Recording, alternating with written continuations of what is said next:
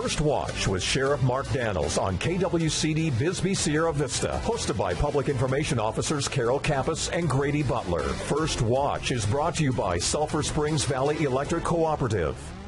And welcome to your Friday. I'm Grady Butler, and with me is Carol Kappas and Sheriff Mark Daniels. Good morning. Good morning, Cochise County.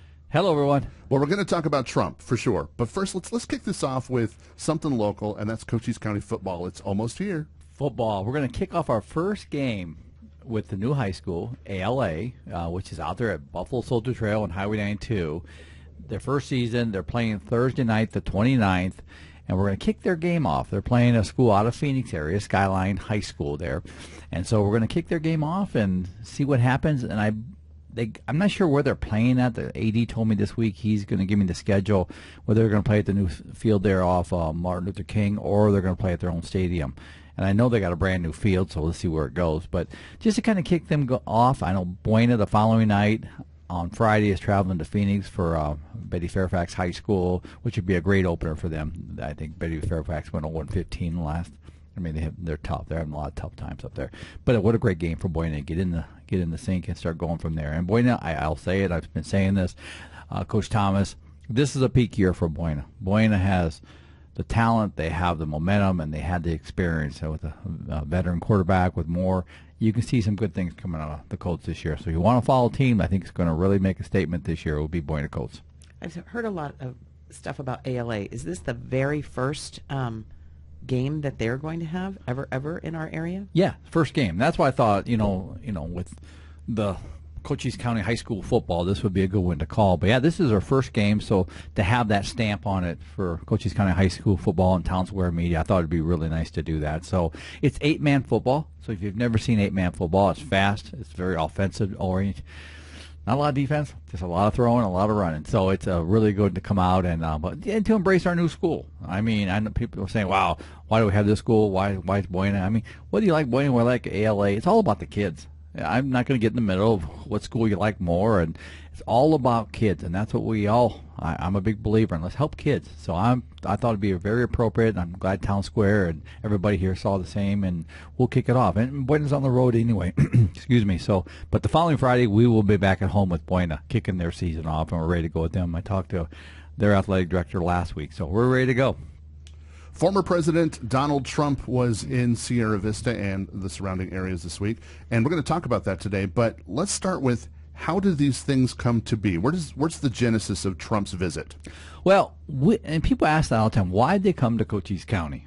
Well, first of all, part of it is our men and women here have done such an amazing job of doing our part to secure a border. We're not just out there talking about it. We're not out there just saying, hey, we got a border problem.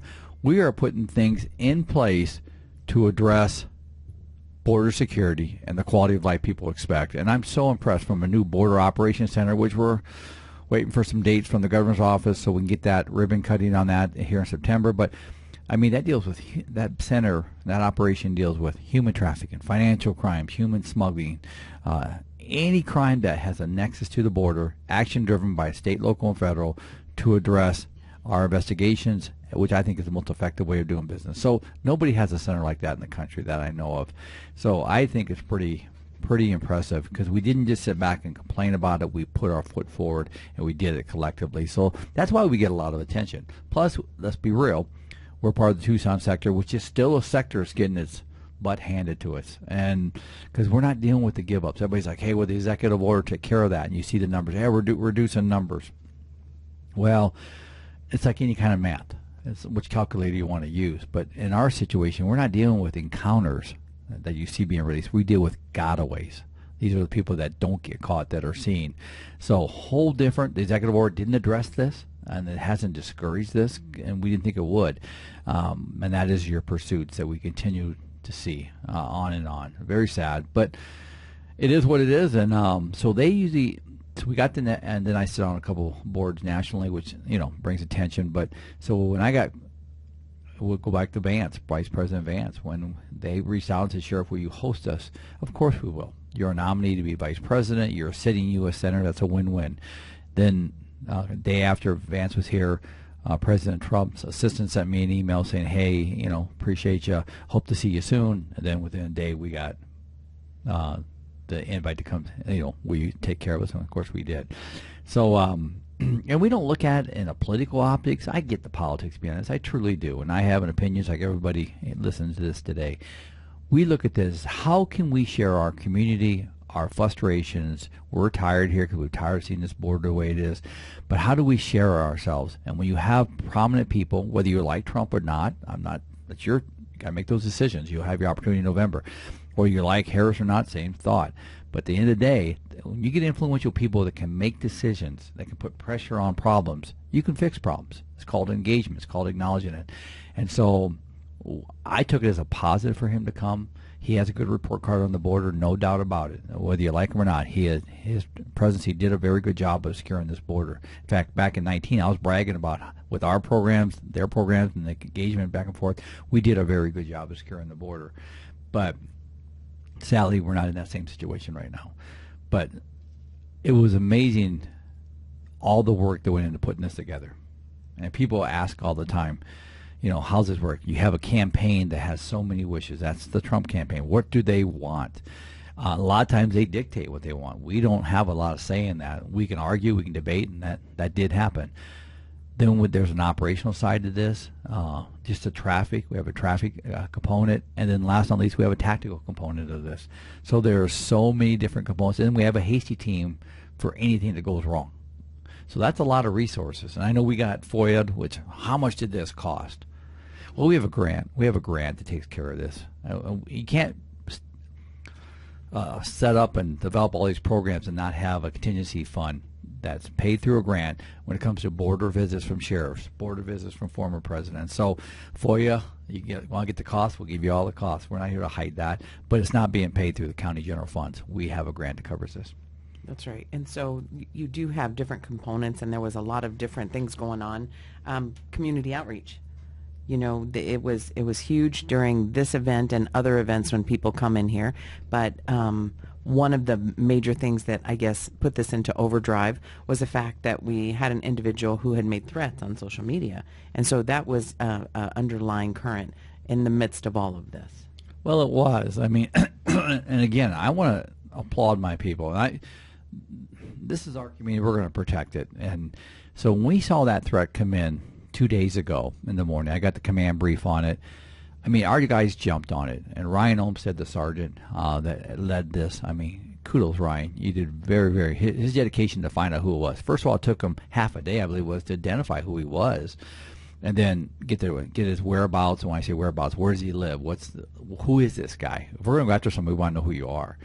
So that was relayed back to Secret Service. So if anybody hears any different, because it was made yesterday in the comments at the press conference when the press asked President Trump about, talk to us about this threat. Somebody wants to kill you.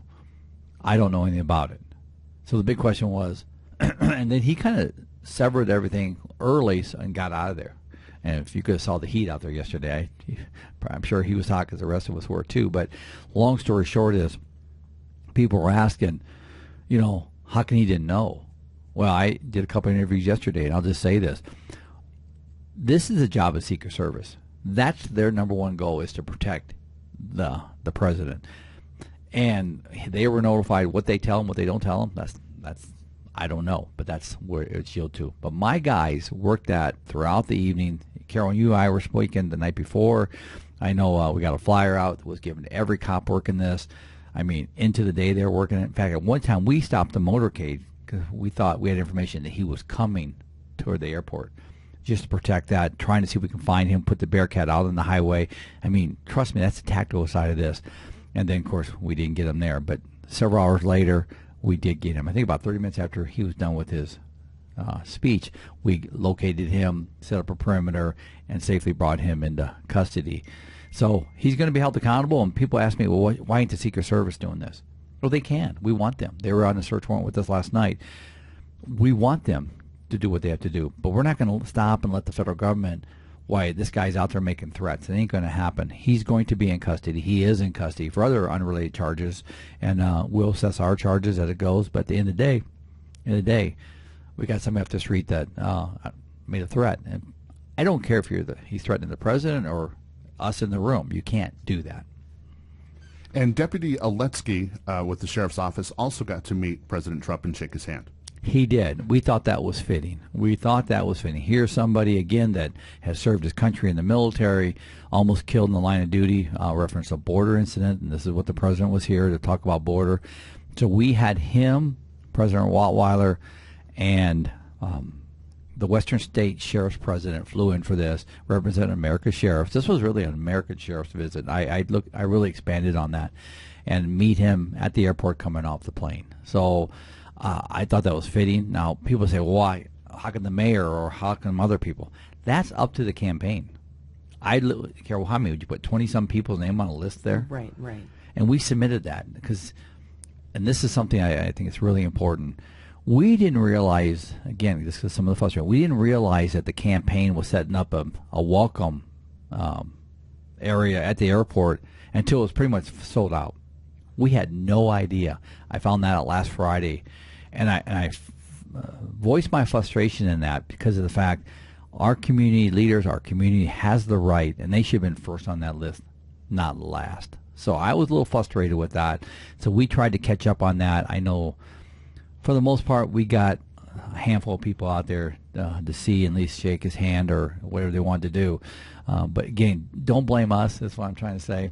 Is we had no idea, and then we tried to play catch up with it all the way up to the night before. We still didn't know, did we? No, and that was one of the things is, people were extremely angry. They weren't people from our community necessarily that were allowed onto this friends and family. We have people internally that weren't allowed into there. So I get restrictions, I truly do, and I get processes, but we also have to, I guess, try to figure out a way to get more comprehensive information out there as quickly as possible, and that way we can stop some of the confusion.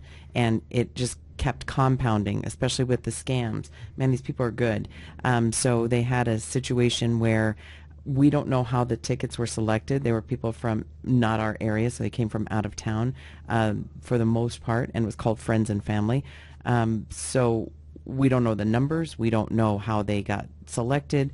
And then all of a sudden people started getting calls saying that, we have tickets, not we, but the caller had tickets, and if you give us your credit card, we can sell you the tickets. So we try to put that information out there in a comprehensive manner. And then the people who had tickets thought that their tickets were false. So it was just a hot mess. And then people who had tickets were making color copies and giving them to friends, families, and relatives so that they can get into the venue. And that just added stressors on the security and safety measures that were in place by everybody. Well, it was. And then people are ringing my phone, Sheriff, can you get me tickets? And I get that. As a sheriff, I work for him.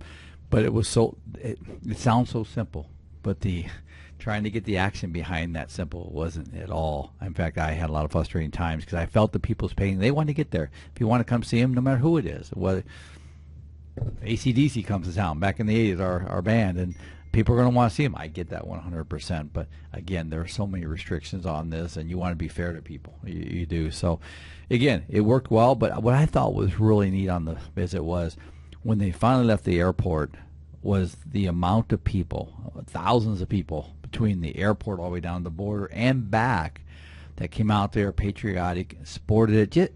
Some came out just to see it. Most people, presidential, and he's a former president, whether you like him or not, he's a former president, that were on that motorcade route that came out there and saw that. And it wasn't cool. And all the glamour went at all the patrol cars. You got an ambulance built in that. Bomb sniffing dog truck out there. You name it, it's on that route. And they have a doctor. There's a doctor actually was on that too. So all that. So it was neat. I've seen him before, and we've never had a sitting president. I take that back. Ronald Reagan. Mm-hmm. Remember Ronald Reagan? Kind of a unique story. One of the news asked me yesterday, hey, if you had a former president, I said, yeah, Ronald Reagan. And he got bucked off a horse. Correct me if I'm wrong on this, Carol, because you and I think remember this, where he bucked off a horse in Mexico, wasn't it? I believe it was, yes. Yeah, and they brought him across the line. That's and he right. went to Sierra Vista Hospital. Mm-hmm.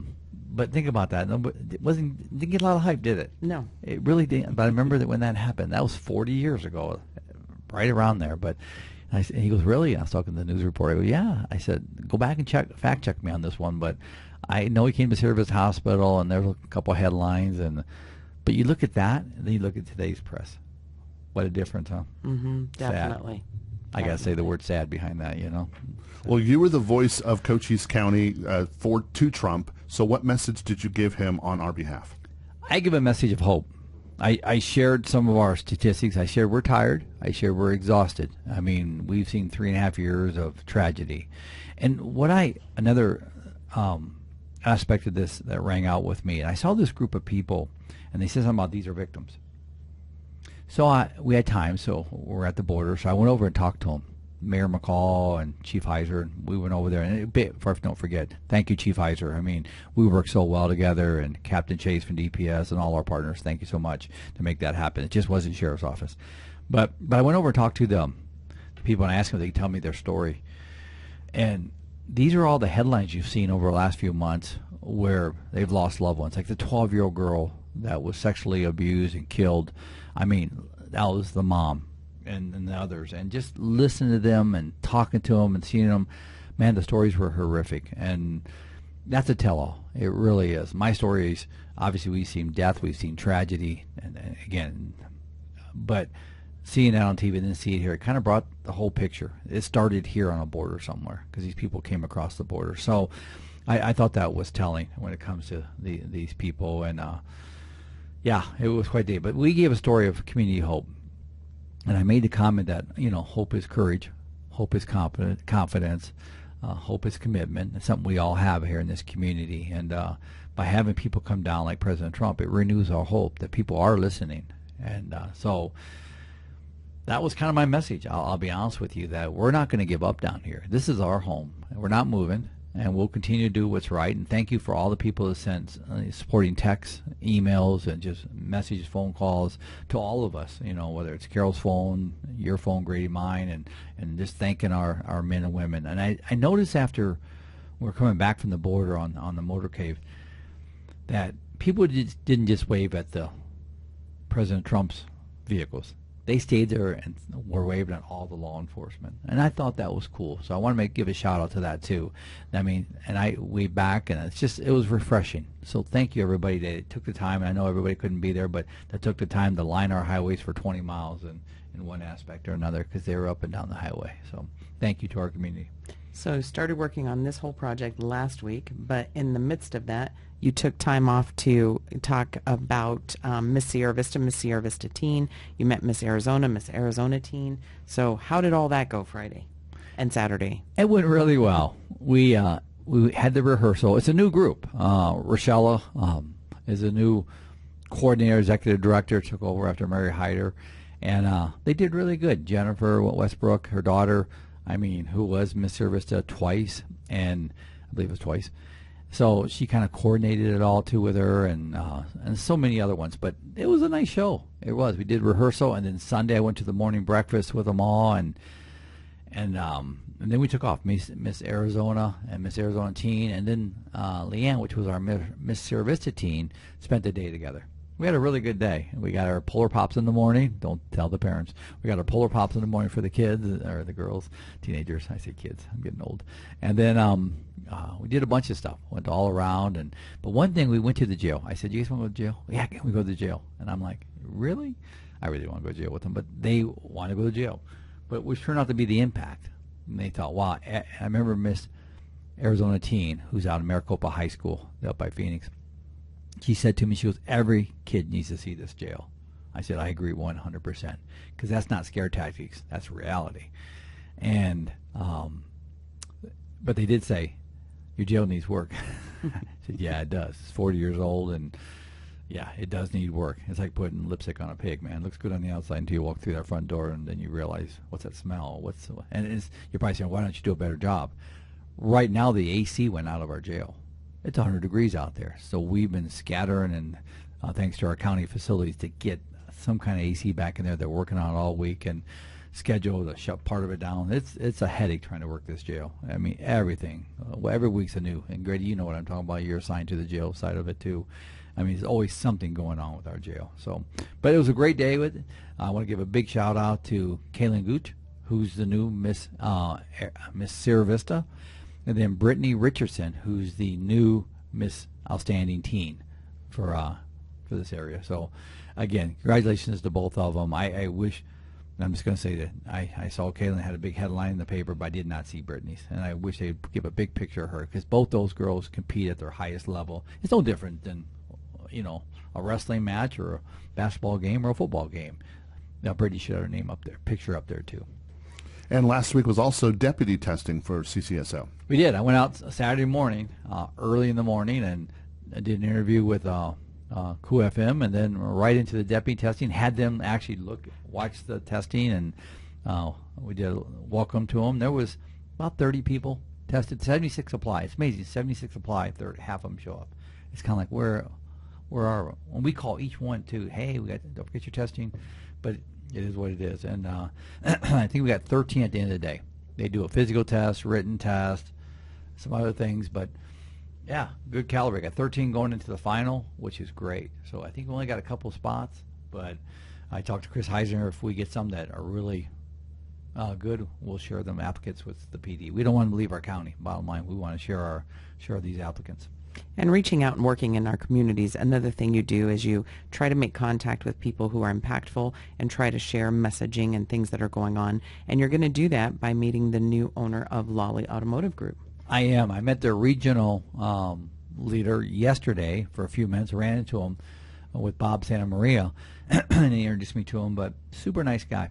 And everything I'm hearing about the new owners of Lolly's is the fact that they're very, very down to earth.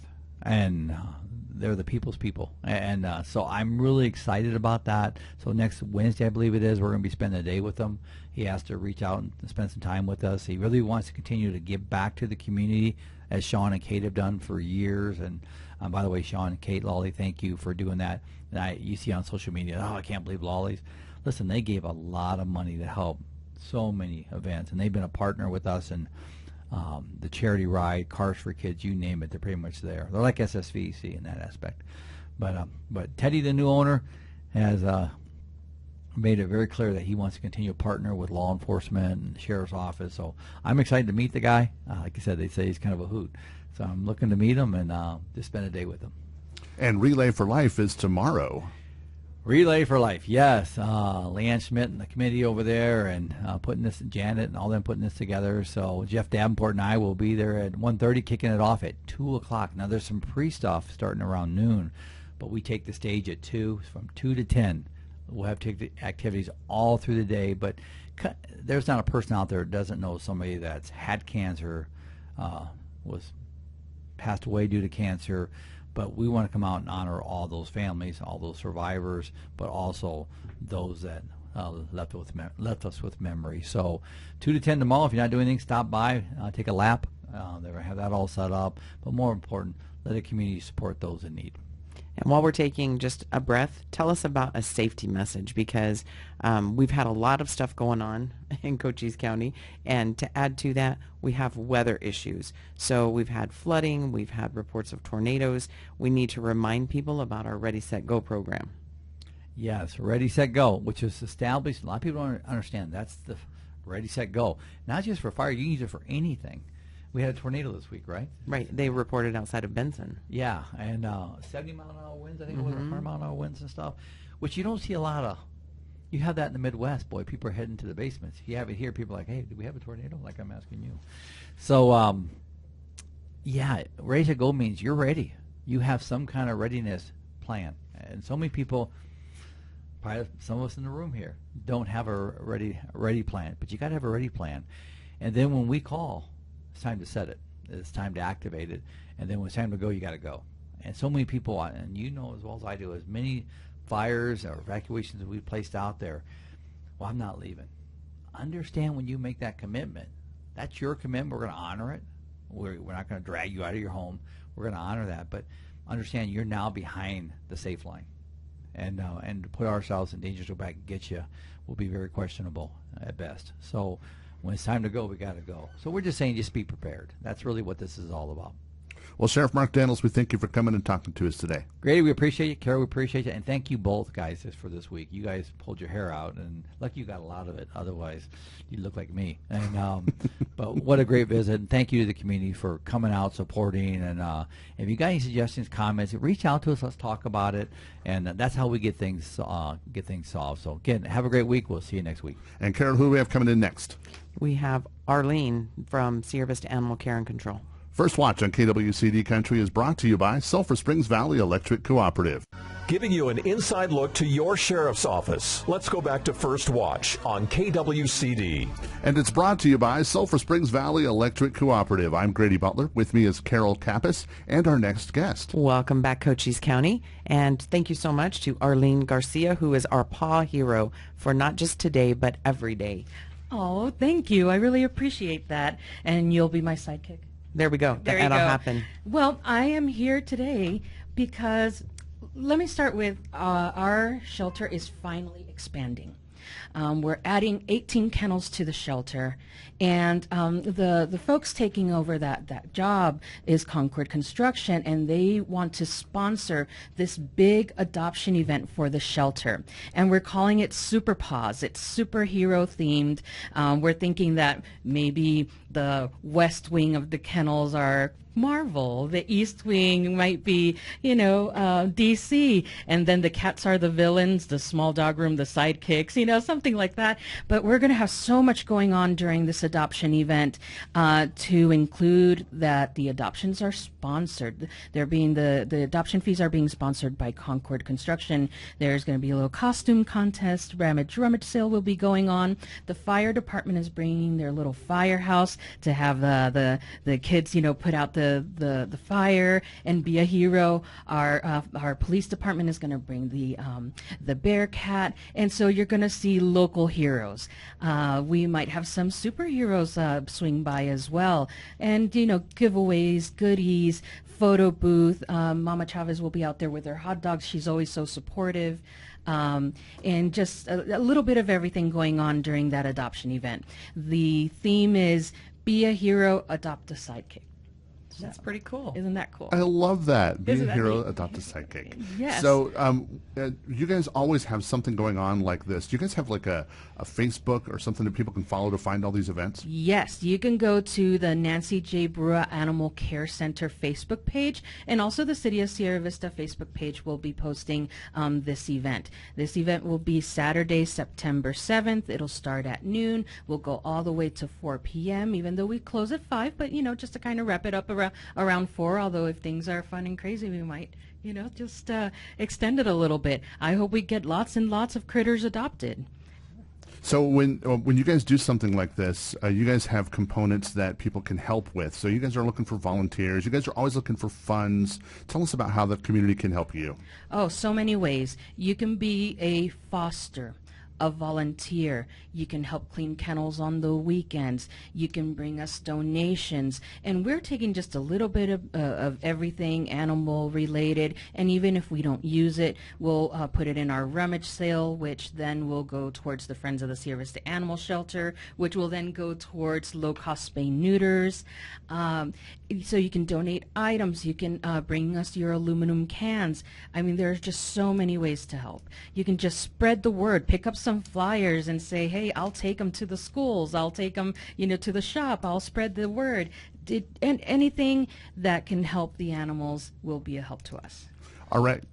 Remind us about this event one more time and invite everybody about with times and dates and locations. Saturday, September 7th. Come out to be a hero and find your sidekick from noon to 4 p.m. And Carol, who do we have coming in next? We have Leanne Schmidt. She's going to talk to us about Relay for Life. First Watch on KWCD Country is brought to you by Sulphur Springs Valley Electric Cooperative. First Watch on KWCD.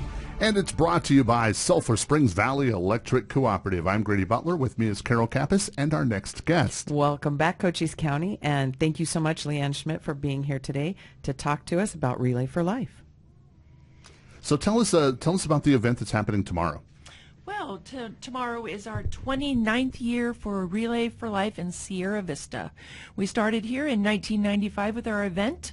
Our event will kick off at 12:45 tomorrow with the Desert Fever Band, and then after the band finishes, we have our motorcycle associations that will be riding in to start off our event.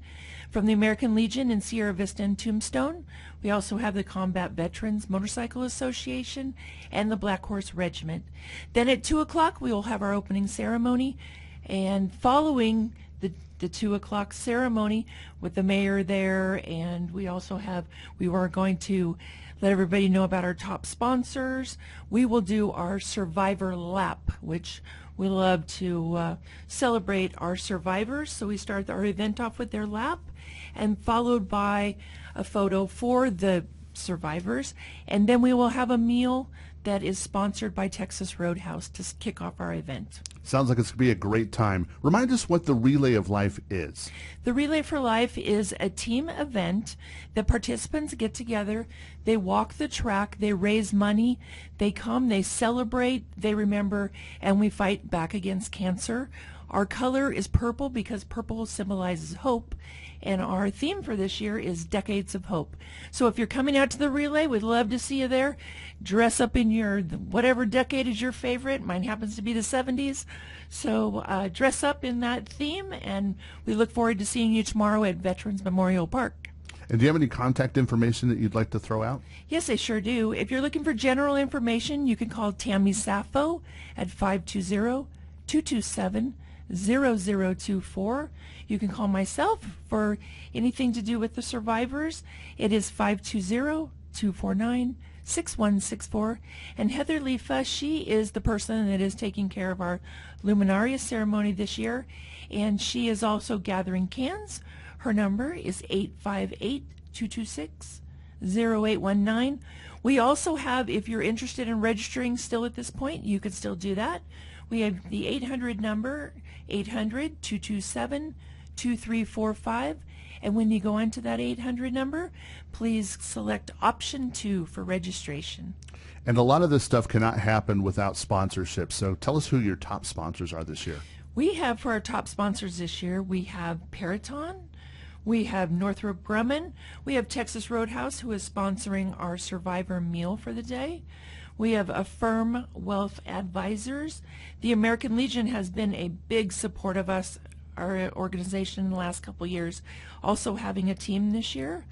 We have the Sierra Vista United Methodist Church, Sierra Vista La Salida del Sol Lions, and SSVEC, as well as several other sponsors. We do have Chiricahua Strong Outreach Team that will be providing goodie bags for our survivors also. And you kind of touched on this a little bit, but tell us about the events of the day. The events of the day start off at 12:45 with Desert Fever Band. They are also going to perform at 3:30 to 4:30, and then again at 5:30 to 6:30. We have several theme laps we're going to be having, and at 5 o'clock we're going to be having our Frozen t-shirt contest, which has been a hit with the children and the adults. The past few years we've started that event, and it is definitely a crowd pleaser. And then we will have our band come back again after that, and then at 7:30 we will be doing our Luminaria ceremony. We will be remembering those that we have lost to cancer, and we'll also be celebrating those that have survived. And then at 8:15 we will be having our Mr. Relay competition, followed by our raffles. And this year we have a pink guitar that's being raffled off. It's really cool. Team 52 over at the American Legion, they were able to get this from one of the associations in town, and we're really pleased about it this year. I've bought tickets, and I'm hoping to win myself. Well, let's talk about the vendors that are going to be at this event tomorrow. If you're hungry, come out to the park.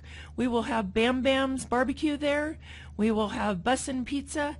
And for those that have a sweet tooth, we have Little Bit's Snack Shack that's going to be with us tomorrow. All right. Sounds like it's going to be a lot of fun. So invite everybody out to tomorrow's event one more time. Okay, great. Tomorrow we will start our event at 12:45 in the park with Desert Fever Band. We will then have our opening ceremony starting at 2 p.m. Our whole event will end at 10 p.m. And we've got lots of fun activities throughout the day that we're going to be having, and we would like for anybody that would still like to register to please go to the 800 number, 227-2345, and hit option 2. We would like for the community to come out to support our survivors, which we will have close to 100 survivors there, our caregivers, and this year we're hoping to raise $55,000 for our event, and we are close to $46,000 right now, so I'm very confident that we will make our goal for this year. Last year our goal was $50,000 and we raised just at $65,000. Really appreciate the community support on our event, as this has been our community as well as the surrounding communities and Cochise County for many years. Well, we thank you for coming and talking to us today about the Relay for Life. Thank you so much. And Carol, how do they get a hold of us at the Sheriff's Office? So come take a look at our social media sites. Cochise County Sheriff's Office, Sheriff Mark J. Daniels will take you to our Facebook page. That hooks you up to our to our X account, our Instagram account. Give us a call if you have any questions, 520-432-9500, or go to our webpage, cochise.az.gov/sheriff. All things you need to know. First Watch on KWCD Country, and it's brought to you by Sulphur Springs Valley Electric Cooperative. You've been listening to First Watch, brought to you by Sulphur Springs Valley Electric Cooperative. Keep up to date. Follow the Cochise County Sheriff's Office on Facebook, and tune in next Friday, 7 a.m. for First Watch right here on KWCD.